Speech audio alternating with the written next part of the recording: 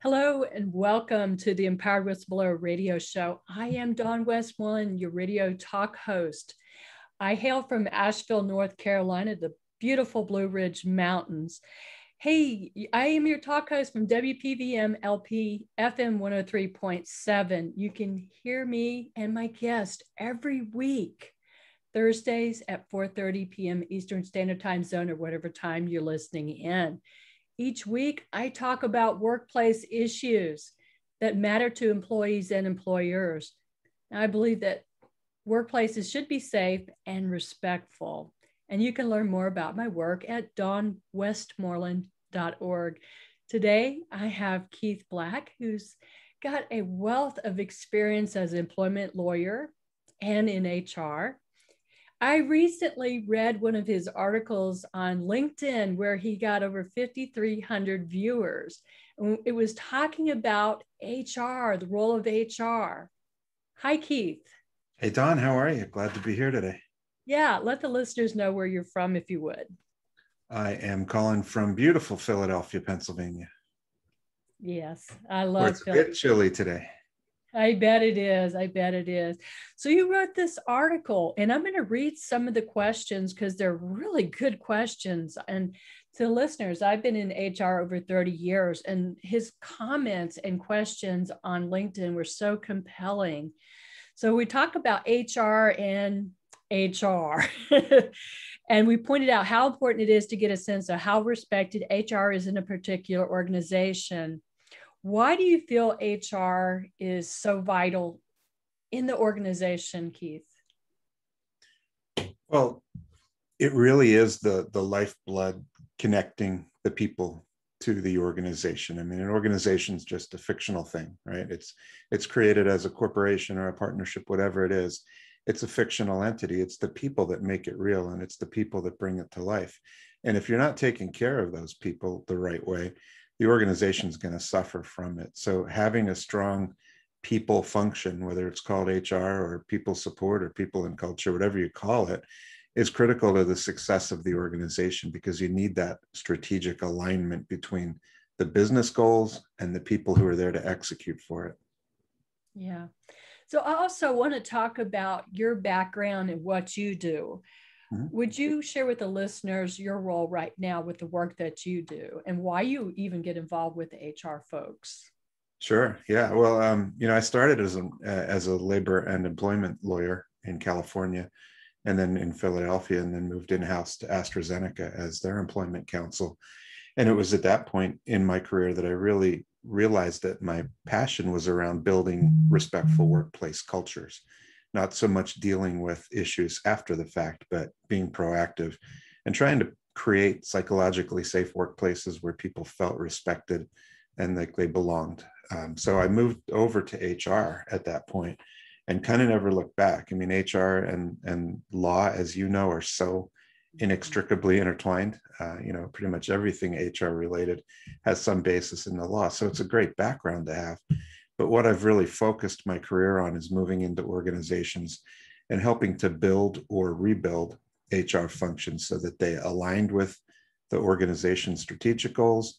And as importantly, that they created a growth culture for their employees where they felt it was based on respect and honesty and communication and trust and empathy.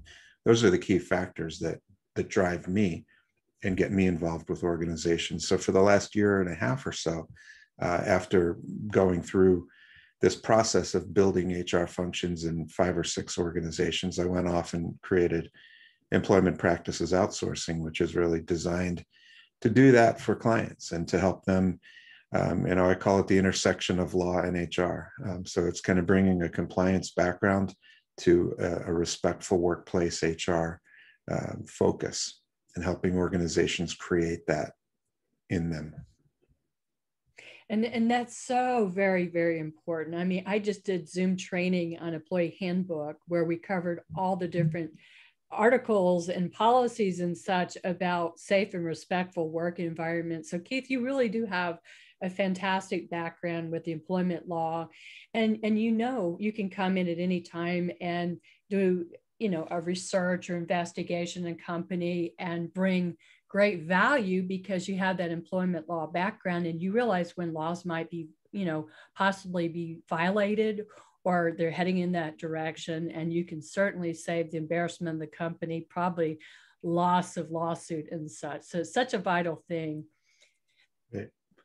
Yeah, I mean, it's something that a lot of organizations don't understand. They kind of undervalue, I think, the importance of treating people the right way. But if you want to look at it just in terms of black and white and money and liability, I've taken the position for a long time that if you create a respectful workplace and you treat people well, you're going to reduce significantly and dramatically your liability and your legal exposure. Because if you think about what's sexual harassment, it's people being disrespected to the ultimate. What's racial discrimination or racial harassment? It's a lack of respect.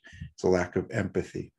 So if you can focus your organization, and it has to come from the leadership at the very top, if you can build that kind of culture, it necessarily will take care of the legal side. You don't have to focus on compliance because you will get compliance just as a result of doing the right thing and making people feel valued and engaged.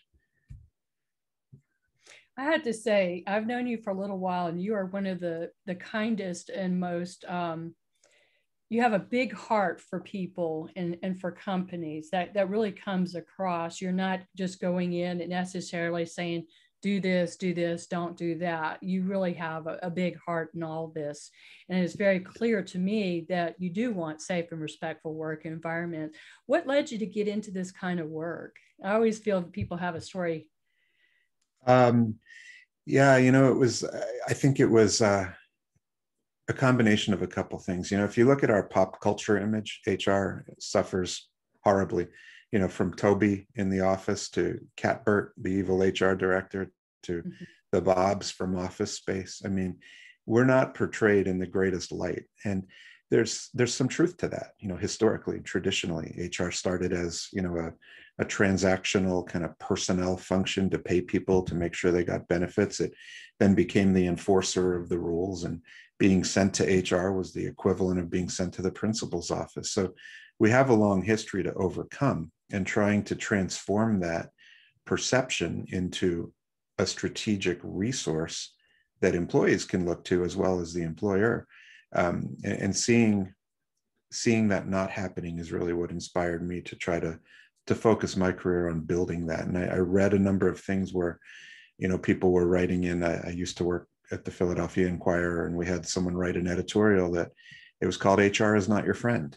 And it said, don't go to HR. They're just going to bury you, and they're going to, make you get fired. And it was horrifying to me. And what was most horrifying was that in a lot of cases it was true, and anywhere I had ever worked, that was the farthest from the truth. But I had to open my eyes a little bit and realize that not everywhere was like where I used to work, and that there were a lot of organizations, and there are a lot of organizations where that is true. If you go to HR and complain that you're being sexually harassed, you might be out the door the next day or worse.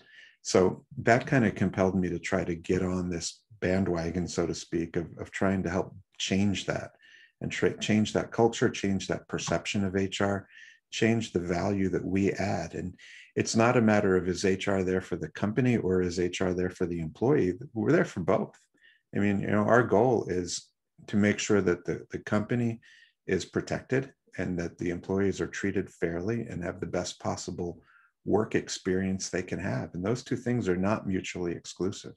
And I've seen it work very well. But like I said in the piece that you referenced when we started, it has to come from the top. If you don't have a CEO or ultimate leader of the organization who buys into this, forget it. And that was the point I was trying to make with the capital HR versus lowercase HR.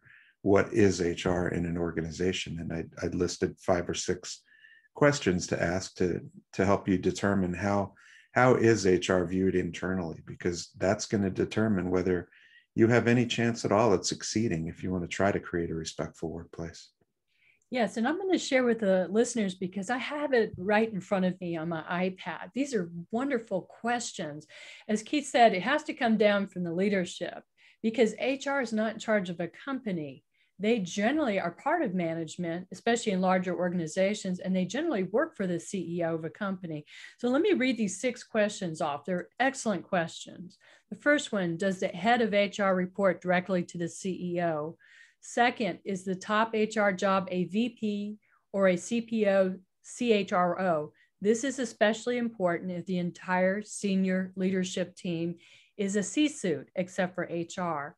The third question is the HR leader included in all meetings, communications with the rest of the CEO's inner circle? 4, is the head of HR physically located in the executive suite, if applicable, or within the HR team in the HR department? 5, does the HR leader have direct and unfettered access to the CEO whenever needed? And last, 6, does the CEO routinely seek counsel from the head of HR in issues that could have any bearing on employees? So what are some of the other key indicators that you ask, Keith? Well, these are really critical questions to ask if you're evaluating, especially if you're moving into an organization in the HR function or to lead the HR function, because it's a red flag to me when the HR reports to the CFO or to someone else, because it's telling me that it's not valued by the CEO as one of his or her top lieutenants, someone in between. There's a layer in between. So that's a concern for me. Similarly, if you have a chief operating officer, a chief financial officer, a chief marketing officer, and a VP of HR, again, it's a signal that it's at a different level. So these are the reasons some of these things came about. And the access, the partnership, is HR looked at as a cost center, which it often is, right? Because we don't generate revenue, we don't bring in money, we cost, benefits and salaries, and a lot of organizations can be 60 to 70% of their overall cost. So do you view HR as a cost center, or do you view it as an investment opportunity where we're investing these costs in the future of our organization, and we're investing in career development, leadership development, professional development, so that our employees who are our company will be best suited to drive us to the next level where our organization wants to go. So it's what's that perspective that the CEO and the top leadership team sees? Are we a trusted partner, a part of this group, or are we just a necessary evil? And, for someone like me looking over the years to move into HR VP or chief people officer or chief HRO officer jobs, that's the test, that's the litmus test. And if they answer those questions the wrong way, it's not a place I'd be interested to be, because I know that no matter how hard I work and no matter how good my intentions are to change things, it won't happen. And I've seen that. I've been unfortunately in organizations like that and learned that the hard way. I've also seen the flip side. And AstraZeneca was a perfect example. At the time I was there, the VP of HR and the CEO, worked hand in hand to create just an incredible experience for employees. And that showed, and that was obvious that HR as a function was truly valued. And we were able to do so much because of that. That's amazing. When you go out and you get hired as a consultant or to come into a company and fix their problems, do you find that most employers are really tight with their HR, or is it quite the reverse? It's an interesting question, because I think most of them recognize the value, or they wouldn't be calling me.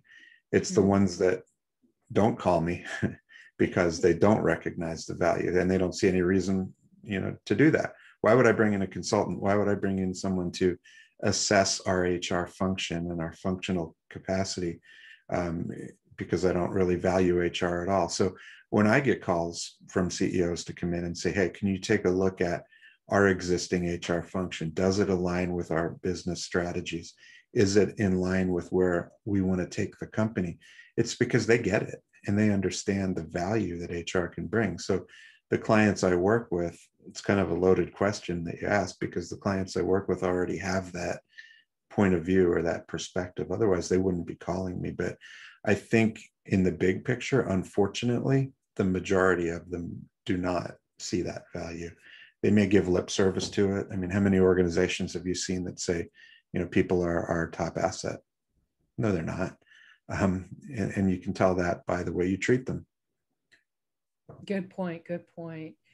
So for the companies who don't value HR, as you said, there may be a cost department or something to that order. What happens when HR is not treated as a valued member of the team? A couple things. Your liability potential goes up. You're going to have people who are unhappy because they're not being treated the right way, because that's not the model that's being shown. So you're going to have claims, charges, lawsuits. You're going to have higher turnover, which is costly, expensive to deal with. You're going to have lack of productivity, lack of engagement. You're not going to have an HR function that can pull these things together and drive it in the direction you need. You're potentially going to have union organizing activity, especially if some of the bills right now going through Congress, like the PRO Act, if they have any chance of success, you're going to see big changes there in terms of how unions can get into organizations. And all of these things come back to, do you treat people the right way? Do you value your employees as people? Do you give them a voice? Do you listen, really listen to them? And if you do, you're not going to have those issues. You'll always have a one-off. You'll have one manager, no matter how great your company is and how well the CEO models it and how strong the HR leader is. You'll always have a couple of idiots in the organization who treat people the wrong way, but you deal with them and you move them out. But you're not going to have a pattern of it, and it's going to impact your productivity. And that's what a lot of CEOs and CFOs don't realize. They don't make that connection and connect the dots, that treating people the right way, creating a respectful workplace culture, a psychologically safe workplace where people are really engaged and feel like they're included and they belong. It's not just touchy-feely good stuff. It has a direct correlation to the success of the organization and the bottom line of the organization. You just don't see it directly because it's not, here's the sales figures that came in last month. It's much more soft cost, if that makes any sense. Keith, respect, a respectful work environment. What is that? What is that to you? It means that people are valued individually as human beings. They're treated with dignity. They're listened to. They have a voice. They feel comfortable. They feel psychologically safe that they can talk to leadership. They can talk to HR if they have issues. If they're concerned about something, that they're not going to be retaliated against or shut down if they come forward. It means that they have a voice and that their individual contributions to the organization as human beings are valued by the organization. And we hold people accountable. That's the key too, accountability. I think the last time I was on your program, we talked about the book, The No Asshole Rule. And it goes back to that again. There has to be accountability. You can't have the top salesman or the top physician or the top rainmaking lawyer in your company treat everybody like dirt and get away with it. You can't do that. In a respectful workplace, that can't happen. There has to be accountability and everyone has to be treated that way. And then employees will understand and say, yeah, this is a place where I can grow as a person, as an employee, and I want to be here and I want to do my best. And a very, very good book. I started reading it. Thank you for sending me a copy, Keith. I have it in my library. A very good book, a very good read, and it's compelling. It gets right to the point. But it's not rocket science, right? It's common sense. It's common sense, yet it's uncommon. Yeah. Okay, so HR, we have had a bad name for a while. Mm-hmm. And I've even heard somebody say HR stands for human rats. And the first time I read that on social media, I have to admit, Keith, I was devastated. And I thought, wait a minute, not everybody in HR is bad, mm-hmm. or just for the company or deceitful or wanting to, mistreat the employees. How do we improve? What are your thoughts on improving the image of HR? Yeah, it has to happen organically at an organization by organization basis. Unfortunately, there's nothing we can do globally whether it's through SHRM or any HR society, or publicity or public relations. There's nothing we can do like that will change employees' perception of us, because it's experiential for them. Their view of HR is based on how they were treated by HR or how they experienced HR. And no matter what we say to the contrary, they're not going to believe it until they see it. So what I mean by organizationally is each company has to change, has to transform their HR function into what we're talking about, has to create this avenue for employees and this perceived resource for employees where they feel that they have someone that they can go to if they feel uncomfortable, if they feel that things are not right, or if they just have questions. They can go there without fear of retaliation or reprisal in any way. So unfortunately, it means you have to pick them off one company at a time, which is, not an easy feat. But that's part of what I do in my role. When organizations realize that, they kind of see the light of how important that is, we need to come in and try to change the culture. And it's like pushing a boulder up the hill. And the bigger your organization is, then the longer the institutional racism or institutional sexism or institutional disrespect, whatever you want to call it, has existed, the harder it is to change. But it can be done, and I've seen it done. And I'm working now with a few organizations that are committed to doing it, and it can happen. But that's the only way it's gonna change, because it's word of mouth, and people get out there and talk about, well, when I was in HR, they this, they that, and we've got to combat that by changing it. Changing the culture. So one company at a time.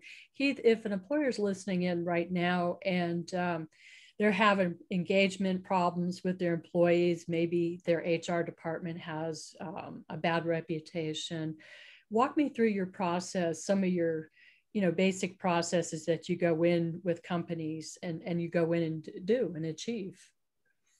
Yeah, the first thing is I do an assessment of the HR function. So I have an Excel spreadsheet that's got like 9 different tabs, and we go through maybe a few hundred different questions just to get a sense of, where are they as a baseline in terms of policies, procedures, record keeping, how do they handle investigations, training, benefits, all those things. And then we get a sense of where we are. And then it's interviews with the existing HR team, interviews with the leadership team from their perspective. Is HR a strategic partner to you? Do you consider your HR colleagues somebody who's going to add value to you as a leader in the organization? We talk to select employees. And then we look at where are the gaps between where we want it to be and where we are, both in terms of the culture. Maybe we do a survey of employees. I've done surveys before. Let's talk about HR. And they've been just, how do you feel HR on a scale of 1 to 5 is in terms of accessibility, in terms of confidentiality, in terms of effectiveness? And it's just a real quick bang, bang, bang, but we get a really good picture of what employees think. And sometimes it's pretty stark, and it's pretty difficult to take those results back to the team and share them, but they're reality, and the perception of the employees is the reality. So what that does is give us a starting point, and it allows us to say, okay, here's the amount of work we have to do ahead of us. And then we start by making sure that we have a strong leader in place. That's the key. You got to have a strong HR leader who knows what he or she is doing, has the respect of the CEO and the leadership team, is visible, is out there talking to the employees so they know him or her. And it's not just this person locked away in an office somewhere that they get emails from when there's a holiday.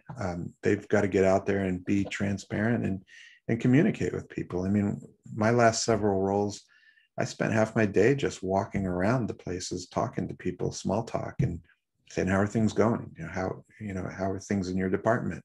How's your life? All that kind of stuff. And just slowly build that level of rapport and trust. And then if changes need to be made based on your assessment of the existing HR team, sometimes people need to be changed out because they're not the right people. Either they don't have the right mindset or the right mentality or perspective that you want them to have, HR as a customer service function in my mind, or they don't have the skill set. And either way, you've got to make changes sometime to change that out to get the right people in. And also sometimes you might not have the right positions in place. You might have 5 recruiters when you hire 6 people a year. And you may have nobody in diversity and nobody in learning and development. So it's a sense of reprioritizing and reallocating. And then just kind of taking it from there and building out, and it's communication and transparency and honesty and showing those things and vulnerability. And eventually employees get on board with it. They're a little hesitant at first sometimes if there's been a history in that organization of mistrust, but eventually the more you show them, the more they get on board. Yeah. So it sounds like you go in and you do a comprehensive review, then you summarize, you're able to show the leader of the company, here are the issues, whatever they are, and then you can tackle those through either, I guess, consulting, training, coaching, so many different things that you can do. Is that right? Yeah, sometimes I've come in as interim chief people officer for a while until we got it up and running. Sometimes I've helped them hire the next leader. Sometimes I've just coached and mentored the existing leader who's in place. So any combination of those things, and just to get them to the point where they feel like they're pointed in the right direction now, and the ship can go off on its own, and then move on, and usually stay in some kind of maintenance role, just kind of on call as a mentor to the leader to be there as a sounding board when questions come up. Yeah, all very, very important stuff, definitely. Keith, how can people reach out to you if they have questions, if they want to hire you, they want to learn more about your services? Sure. I'm on LinkedIn, Keith R. Black on LinkedIn. Employment Practices Outsourcing is on LinkedIn. Our website is epoutsourcing.com. And my email there is keith.black@epoutsourcing.com. So any of those ways, be happy to talk to anyone about any issues or challenges or questions they have. That's awesome. And definitely, to the listener, check him out on LinkedIn. And you are putting out articles or comments or advice on a daily basis. Is that right, Keith? It seems to be. I'm afraid people are going to get tired of me, so I've been trying to regulate a little bit, not put too much. But I get too many thoughts in my head, and they have to come out. So I've been putting a lot out lately. Yeah, usually at 2 a.m, but Well, thank you so much. And, thank you for your dedication to giving us safe and respectful work environments, one company at a time. Do you have any burning thoughts at this moment as we wrap up? I'm glad the baseball season started. Life is back. That's my burning thought. Phillies went to opening day yesterday. So, no, I mean, I just think, as you can tell, I'm passionate about this, and, nothing makes me angrier than hearing about companies that are treating people badly. And I'm just kind of on a mission to stop that, and in any way I can, and to try to help companies get themselves in a better place so that they're better places to work, and that people have the right to go to work and feel respected and not be afraid and not be stressed out and anxious about how their manager talks to them or how a colleague talks to them. And I just want to do whatever I can to help that. And we appreciate you, because I believe, that everybody does have the right to work in a safe and respectful work environment, whether that's an employee or employer. Well, wrapping up, I'm Dawn Westmoreland from WPVM LP FM 103.7 out of Asheville, North Carolina.